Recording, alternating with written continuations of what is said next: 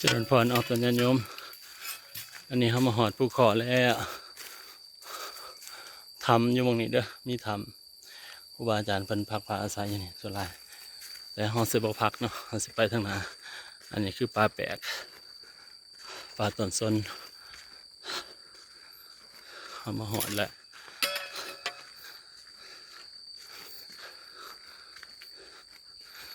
ช่วงนี้ฝนตกหน้าเขียวขจีต้นแปลกกับเขียว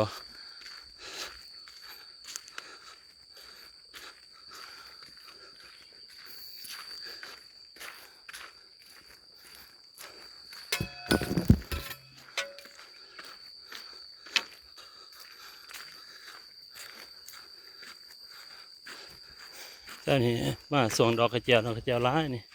มันเป็นอันนั้นแหละมันขึ้นอันนั้นบ่มีดอกแล้วเนาะมีแต่ใบมีแต่ต้นมัน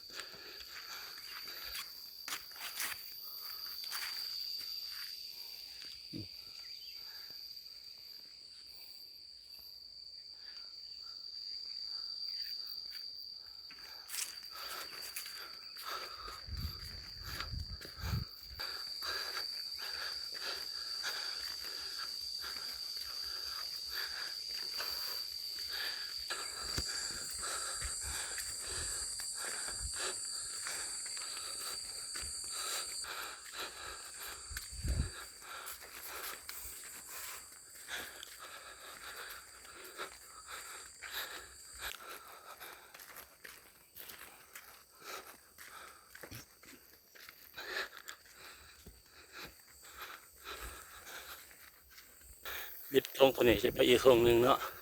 ทงปลาแปลกไปทางสะบดไปทางพี่ไปทางพี่ดอนเป็นดอนนั่นนี่ดอนตัวนี้ครับเนาะ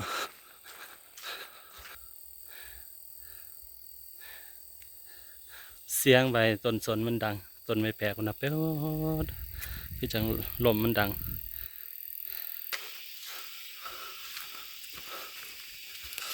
อันนี้หอดดอนทงที่สองทงแปลกแสดงว่าครูบาอาจารย์ก็จะพักตรงนี้ละเห็นมองงามตัวนี้งามทางเข้ามาเดินหาเดินหกเขาเสด็จสันดอกกระเจียวแล้วก็เห็ดเนาะ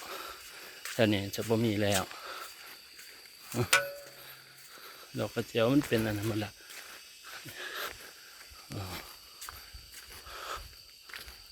เนี่ยครูบาอาจารย์มันพัก